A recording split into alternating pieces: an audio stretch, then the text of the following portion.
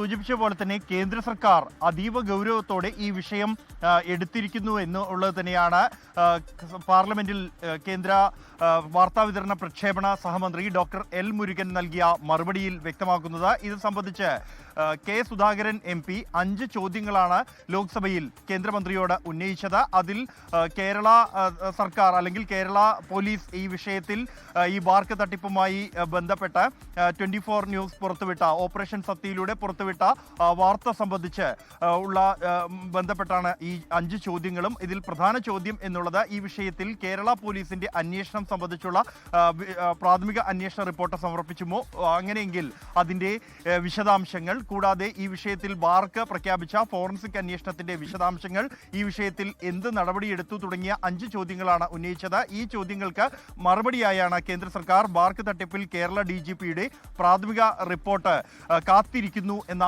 മറുപടി നൽകിയിരിക്കുന്നത്.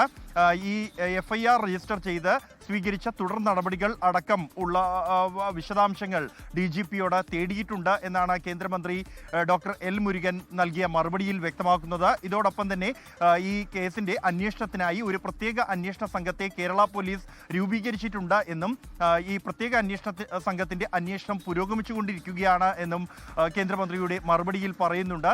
സമാനമായി തന്നെ ബാർക്ക് ഒരു സ്വതന്ത്ര ഏജൻസിയെ ഉപയോഗിച്ചുള്ള അന്വേഷണവും സമാന്തരമായി തന്നെ പുരോഗമിച്ചുകൊണ്ടിരിക്കുകയാണ്. ബാർക്കിന്റെ പ്രാഥമിക റിപ്പോർട്ടും കാത്തിരിക്കുന്നു എന്നാണ് കേന്ദ്രമന്ത്രി അറിയിക്കുന്നത്. അതായത് ബാർക്കിനോടും ഈ വിഷയത്തിൽ കേന്ദ്ര സർക്കാർ റിപ്പോർട്ട് തേടിയിട്ടുണ്ട് എന്ന് തന്നെയാണ് ഈ മറുപടിയിൽ നിന്നും വ്യക്തമാകുന്നത്. കൂടാതെ ഈ ഉന്നയിച്ച മറ്റൊരു ചോദ്യം എന്നുള്ളത് ഗുരുതരമായ സ്വഭാവം കണക്കിലെടുത്ത് ഈ ചാനലിന്റെ അപ്ലിങ്കിംഗ് ഡൗൺലിങ്കിംഗ് അനുമതി സർക്കാർ താൽക്കാലികമായി നിർത്തിവെക്കുകയോ റദ്ദാക്കുകയോ ചെയ്യുമോ എന്നുള്ളതായിരുന്നു. എന്നാൽ ഈ വിഷയത്തിൽ 2 റിപ്പോർട്ടുകൾക്കും കാത്തിരിക്കുകയാണ് എന്നും 2022 നവംബർ 9 ടെലിവിഷൻ ചാനലുകളുടെ അപ്ലിങ്കിംഗ് ഡൗൺലിങ്കിംഗ് നയനിർദ്ദേശങ്ങൾ പ്രകാരമായിരിക്കും നടപടികൾ ഉണ്ടാവുക എന്നുമാണ് കേന്ദ്രമന്ത്രി മറുപടി നൽകിയിരിക്കുന്നത്.